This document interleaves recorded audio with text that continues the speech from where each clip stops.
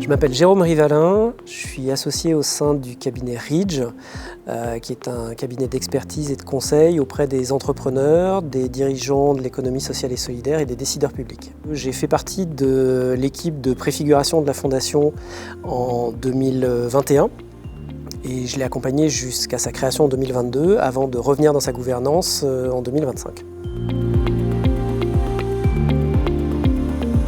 Ridge est un cabinet dont l'ancrage territorial est au cœur de l'ADN. 180 bureaux en France, 4 antennes en Loire-Atlantique.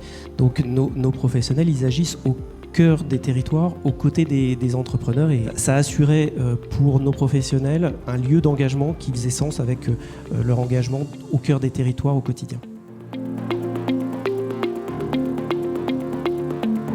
Notre engagement, il est allé plus loin au cours des derniers mois et semaines, en partant en fait d'un constat qui est que, alors même que le territoire est le lieu d'efficience de l'action publique, on pourrait prendre tout un tas d'exemples issus des 20 ou 25 dernières années de vagues de décentralisation, et c'est le lieu d'efficience aussi de l'action d'intérêt général. Et à contrario, le pilier territorial, qui est l'une des composantes normalement des programmes d'impact, est en fait le plus souvent un impensé.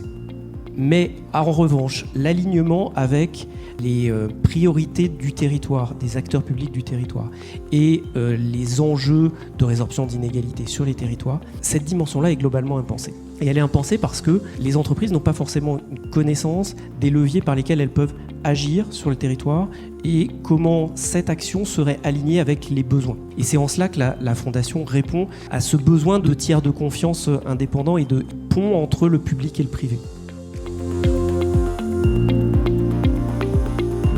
La proposition, c'est d'adresser les entrepreneurs pour leur proposer de verser chaque année 1% de leurs résultats avant impôt à des actions d'intérêt général sur leur territoire, évidemment via la Fondation territoriale de Loire-Atlantique. Alors pourquoi 1% sur le résultat ? Vous allez me dire, ça fait quand même beaucoup moins que 1% sur le chiffre d'affaires. Pour une raison simple, c'est que 1% sur le résultat, c'est un engagement agile. En cas d'aléa économique, le volume financier de l'engagement s'ajuste, sans renoncer à l'ambition de l'engagement à hauteur de 1%.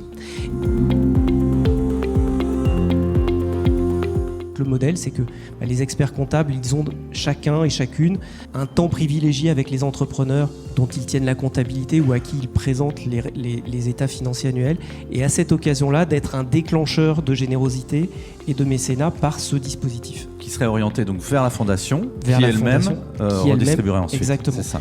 Pour répondre à la question, oui, je ferais bien, c'est exactement le résultat de l'étude d'impact. 68% des entreprises, lorsqu'elles ont pris connaissance et lorsqu'elles ont été accompagnées par la Fondation, en ont conclu qu'elles savaient mieux faire aujourd'hui. Voilà.